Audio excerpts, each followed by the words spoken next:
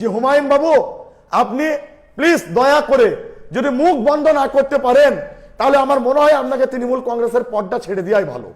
যে তার কথাই নাকি মুসলিমরা সব ভোট দিয়ে দিবে আর তার কথাতেই নাকি মুসলিমরা সব ভোট দিয়ে দিবে ওনাকে। আর এই হুমায়ুন কবির তিনি দিল্লিতে বসে বিজেপি নেতাদের সাথে এবং আইএসএফ এর সাথে বসে তিনি দিল্লিতে বসে ডিল করেছেন।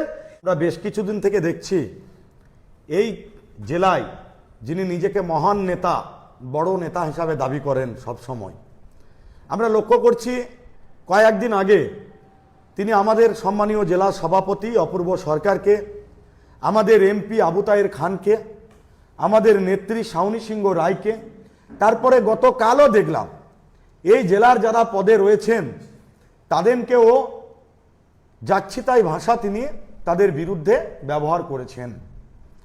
আমরা বলতে চাই এই হুমায়ুন কবির মহাশয়কে, যিনি নিজেকে বড় নেতা, নিজেকে বলে 43 বছরের রাজনীতিক তার বয়স ইত্যাদি বিভিন্ন কথা নিয়ে তিনি সবসময় বলে থাকেন, কিন্তু আমরা ওনাকে বলতে চাই তিনি গতকালকে যে মারাত্মক কথা তিনি আমাদের নেত্রী মমতা বন্দ্যোপাধ্যায় এবং আমাদের নেতা অভিষেক বন্দ্যোপাধ্যায় এবং আমাদের দল তৃণমূল কংগ্রেসকে তিনি চ্যালেঞ্জ করেছেন যে মুর্শিদাবাদ জেলায় 20টা আসনের মধ্যে তিনি নাকি 10-এ নামিয়ে নিয়ে আসবেন।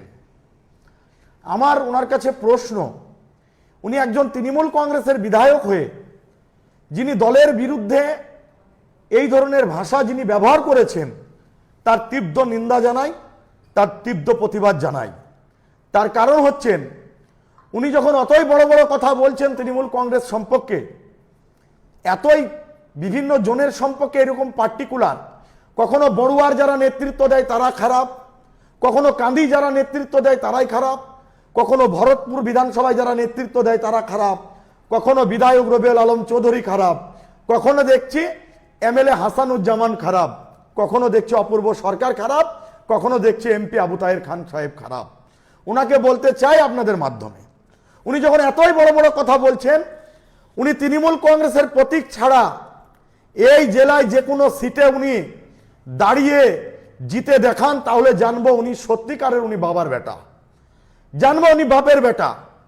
তৃণমূল কংগ্রেসে থাকবো, তৃণমূল কংগ্রেস দল করব, আবার নিজেই বলছে এই ধরনের কথা, আবার নিজেই তার প্রশ্ন তিনি নিজেই দিয়ে দিচ্ছেন। আমরা দেখলাম তার কোনো উন্নয়ন দেখিনি, তার কোনো ডেভেলপমেন্ট নিয়ে কথা নাই, তার কোনো সাধারণ মানুষের কাজ নিয়ে দেখা নাই।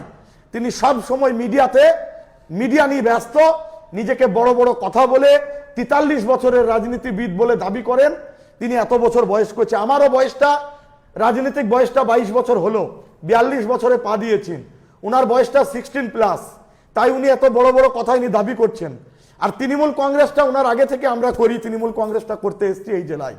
আমরা জানি উনি যেভাবে মুসলিম হিসাবে দাবি করছেন যে মুসলিম লিডার, ওনার ছক বা ওনার কায়দাটা কিন্তু আমরা কিন্তু যারা তৃণমূল কংগ্রেসের কর্মী তারা কিন্তু আজকে ধরে ফেলেছি।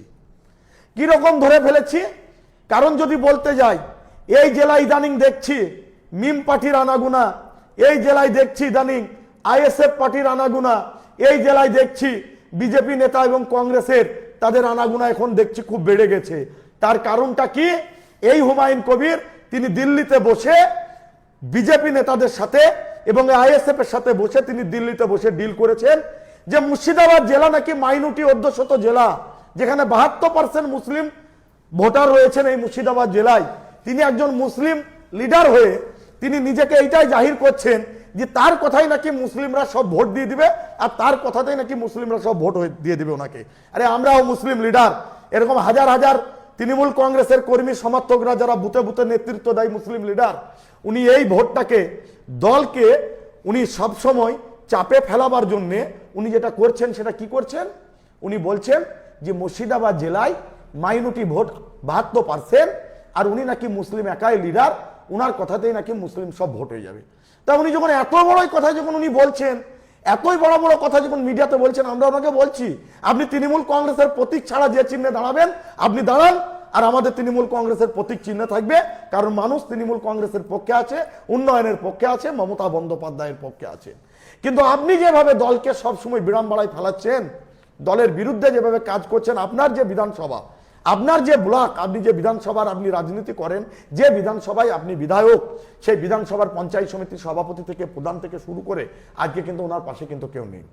গুটি কয়েক লোক আমরা দেখতে পাচ্ছি ওনার মাধ্যমে, কিন্তু কি দেখছি আমরা?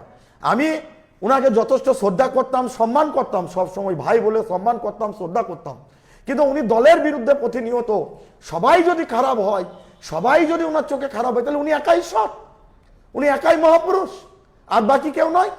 আজকে মুর্শিদাবাদ জেলায় যে 72% মুসলিম ভোটার রয়েছেন, উনি মনে করছেন যে আমি আইএসএফ কে আর মিমকে ঢুকাবার মিটিং করব আর তৃণমূল কংগ্রেসকে চাপে রাখবে, এ কাজ কিন্তু হবে না যতদিন আমাদের মতন মুসলিম ছেলেরা, তৃণমূল কংগ্রেসের কর্মীরা এই জেলায় বেঁচে রয়েছে, ততদিন কিন্তু এই কাজ উনি করতে পারবেন না। উনি তো আমাদের সন্দেহ হচ্ছে, আমরা বুঝতে পারছি যে নিশ্চয়ই উনার বিজেপির সঙ্গে এবং আইএসএফ এর সঙ্গে কোনো একটা ডিল হয়েছে। না, এত বড় কথা কি করে বলে যে তৃণমূল কংগ্রেসের 20টা আসন থেকে 10-এ নামিয়ে নিয়ে আসবো? এই কথা একজন অরাজনীতিক লোক ছাড়া উনি একজন রাজনৈতিক ব্যক্তি বলে দাবি করছে। আমি মনে করি আজকের ডেটে উনি তৃণমূল কংগ্রেসে একটা অরাজনীতিক লোক। কারণ উনি কেন তৃণমূল কংগ্রেসে অরাজনীতিক লোক? উনি সব সময় এই জেলার, আমরা ব্যক্তিগত কোনো সময় আমাকে যদি এই বড়ুয়া থেকেও দেখা করতে আসে, সে ব্যাপারে ওনাকে মন্তব্য করতে হয়, সে ব্যাপারে ওনাকে মন্তব্য করতে হয়, প্রতিটা ব্যাপারে ওনাকে মন্তব্য করতে হয়। মিডিয়া দেখলেই আমার মনে হয় ওনার রক্ত বোধহয় খলবল করে মিডিয়া সামনে এলে তখন, তাই তিনি উল্টো পাল্টা সবসময় বলে যায়। আমরা বলতে চাই যে কাঁদির যিনি বিধায়ক, যিনি এই জেলার জেলা সভাপতি অপূর্ব সরকার, তিনি কিভাবে কাঁদিকে ডেভেলপমেন্ট করেছে, কিভাবে কাঁদিতে উন্নয়ন করেছেন, ভোট